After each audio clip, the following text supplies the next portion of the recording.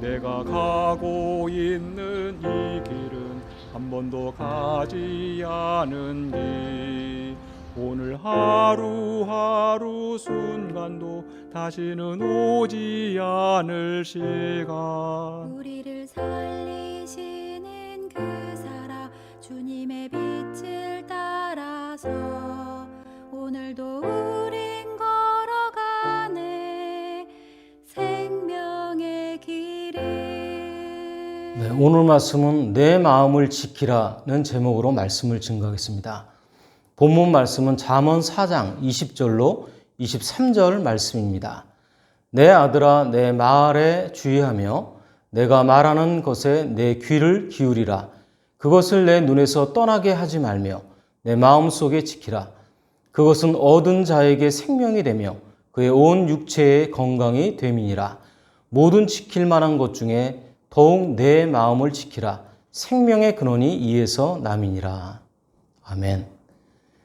네, 우리는 세상을 살아가면서 건강과 재물, 인간관계, 사명과 직책, 권력과 명예 등등 지켜야 할 것들이 많이 있습니다. 그런데 성경은 내 마음을 지키라고 합니다. 여기서 생명의 근원이 나기 때문입니다. 자기 마음을 지키는 것이 바로 자기 생명을 지키는 것입니다.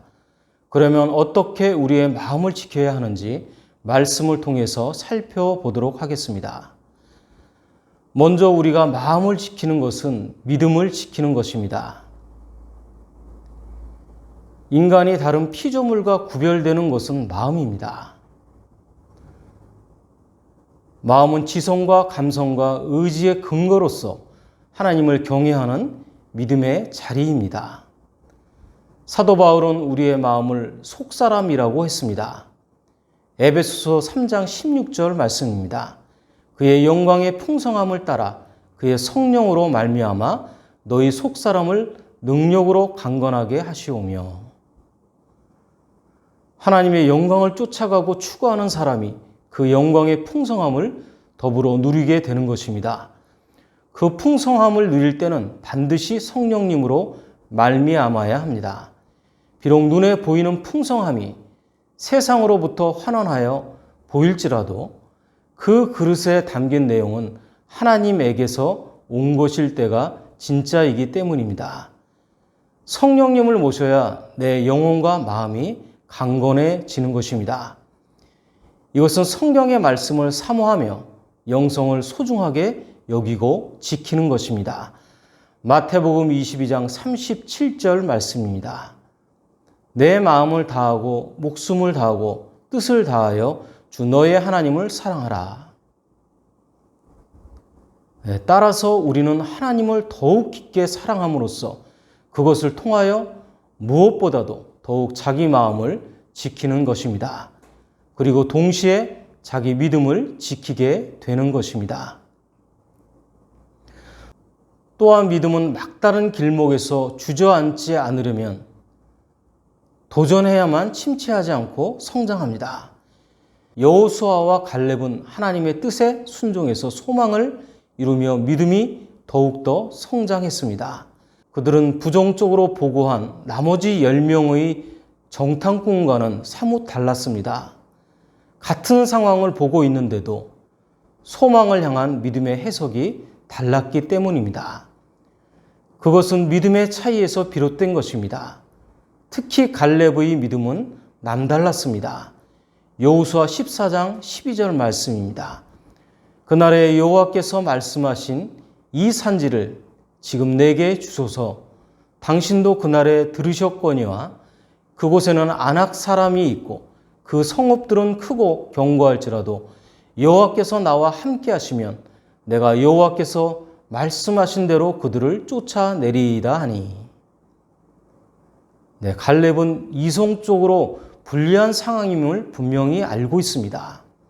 하지만 그는 하나님께 충성했고 믿음의 도전을 시도합니다. 결과적으로 그 믿음의 소망이 도전으로 이어지면서 그가 받을 축복의 할당량이 되었습니다. 그래서 우리는 지금 도전해야 할 때인지 아닌지를 분별하고 깨달아야 합니다. 우리들에게 교회가 늘 있는 것이 아니라는 사실도 각성해야 하겠습니다. 막다른 길목에서 도전해야 할 때가 다가오면 그때를 놓치지 말고 반드시 도전해야 얻을 것을 얻게 되고 믿음도 지키게 되는 것입니다. 이와 같이 믿음을 지켜야 마음도 지키게 되기 때문입니다. 마태복음 11장 12절 말씀입니다. 천국은 침노를 당하나니 침노하는 자는 빼앗느니라. 네, 성경은 솔로몬이 자기 아들에게 그의 마음을 더욱 지키도록 주의하며 귀를 기울이라고 했습니다. 그리고 그것을 그의 눈에서 떠나게 하지 말며 마음속에 지키라고 했습니다. 아울러 그것은 얻은 자에게 생명이 되며 온 육체의 건강이 된다고 합니다. 그러므로 우리가 얻어야 할 것은 곧 하나님의 말씀이며 하나님을 경외하는 신앙의 지혜입니다. 하나님의 말씀을 명심하고 귀를 기울여 경청하며 눈에서 떠나지 않도록 묵상하고 마음속에 지키는 사람은 자기 마음의 믿음을 지키고 생명과 건강도 얻게 될 것입니다. 그런데 입으로는 하나님을 가까이 하며 입술로는 공경하지만 그 마음이 하나님에게서 멀리 떠난 사람은 하나님의 뜻을 행하지 않는 사람입니다. 이런 사람은 사실 믿음이 없는 사람에 불과합니다. 이사야 29장 13절 말씀입니다. 주께서 이르시되 이 백성이 입으로는 나를 가까이 하며 입술로는 나를 공경하나 그들의 마음은 내게서 멀리 떠났나니 그들이 나를 경외함은 사람의 계명으로 가르침을 받았을 뿐이라. 네, 진실로 하나님을 경외하는 마음이 있어야 내 믿음을 지키고 더불어 내 마음을 지키게 되는 것입니다. 그래서 진실로 하나님을 사랑하며 경외해야 합니다.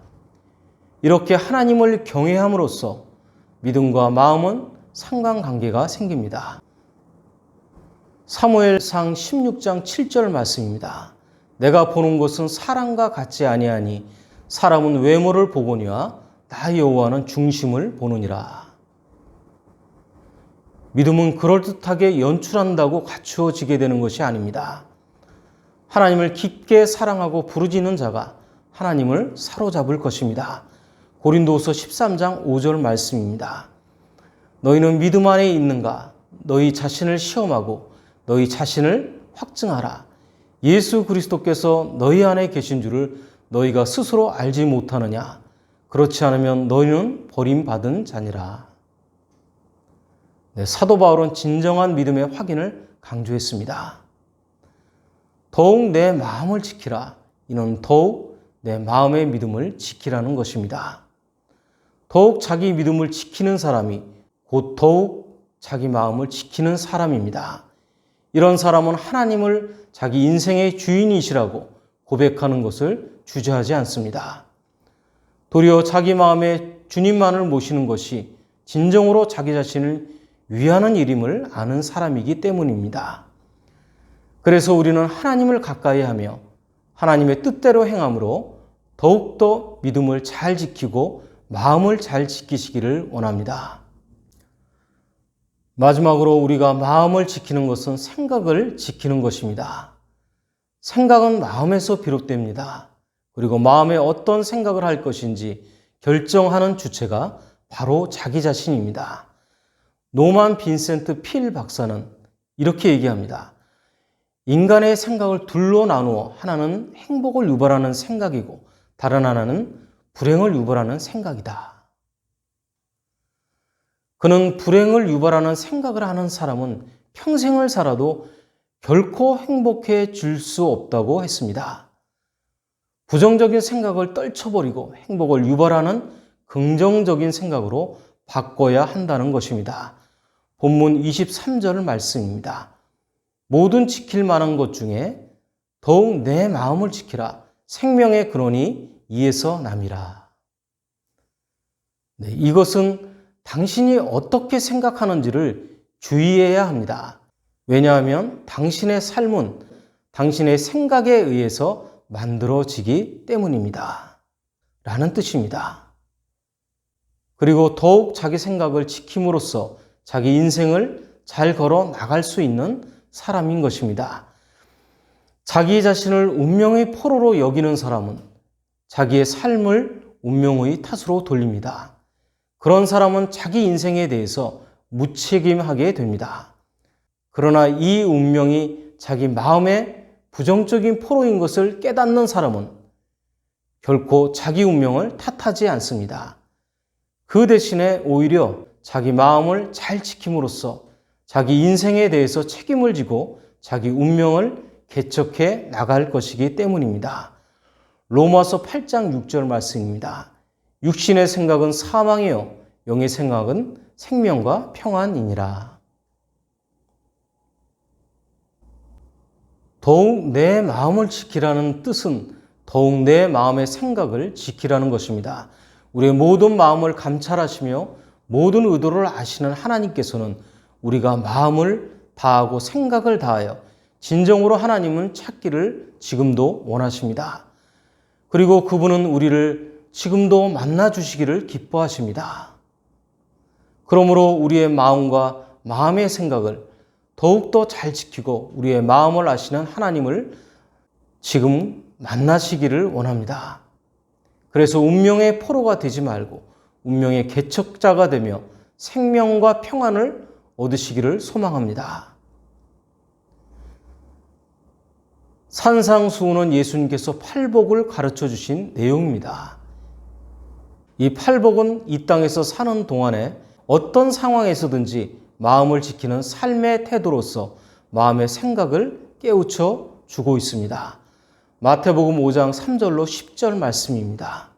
심령이 가난한 자는 복이 있나니 천국이 그들의 것이며 애통하는 자는 복이 있나니 그들이 위로를 받을 것이며 온유한 자는 복이 있나니 그들이 땅을 기업으로 받을 것이며 의에 줄이고 목마른 자는 복이 있나니 그들이 배부를 것이며 긍휼히 여기는 자는 복이 있나니 그들이 긍휼히 여김을 받을 것이며 마음이 청결한 자는 복이 있나니 그들이 하나님을 볼 것이며 화평하게 하는 자는 복이 있나니 그들이 하나님의 아들이라 일컬음을 받을 것이며 의를 위하여 박해받는 자는 복이 있나니 천국이 그들의 것임이라.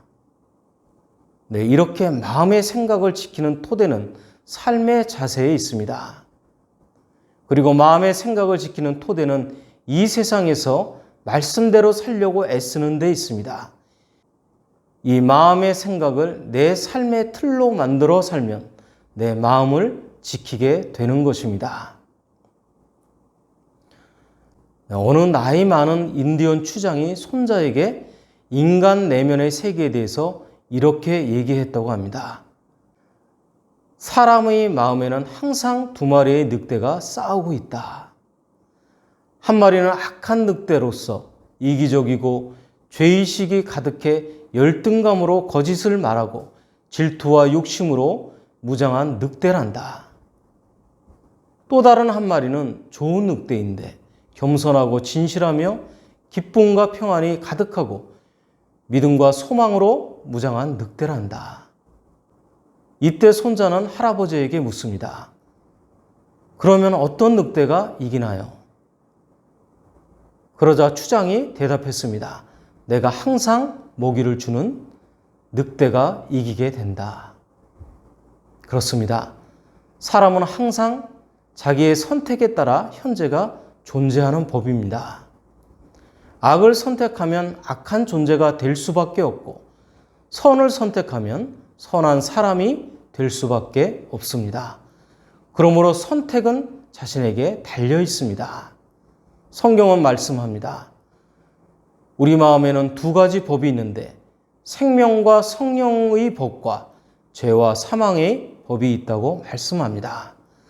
우리가 예수를 선택하면 생명과 성령의 법이 나를 지배하게 되지만 세상을 선택하면 죄와 사망의 법이 나를 지배합니다. 마치 좋은 늑대와 악한 늑대 중에서 내가 선택해서 밥을 주는 것과 같습니다. 그러므로 내 마음이 누구에게 밥을 주고 있는지, 누구의 지배 아래 있는지 늘 내면을 살펴봐야 합니다. 로마서 8장 2절 말씀입니다. 이는 그리스도 예수 안에 있는 생명의 성령의 법이 죄와 사망의 법에서 너를 해방하였음이라. 네, 말씀을 정리합니다. 어떤 상황에 있을지라도 우리가 마음을 지키는 것은 믿음을 지키는 것입니다. 그리고 우리가 마음을 지키는 것은 생각을 지키는 것입니다. 항상 기도하고 성경 말씀을 사랑함으로 마음의 믿음과 생각을 지켜서 삶의 결실을 이루시기를 예수 그리스도 이름으로 축원합니다. 네, 오늘 말씀은 성부와 성자와 성령의 이름으로 말씀드렸습니다. 나는 주님의 제자, 낙심하지 않으며 절망 속에서도 실망하지 않으며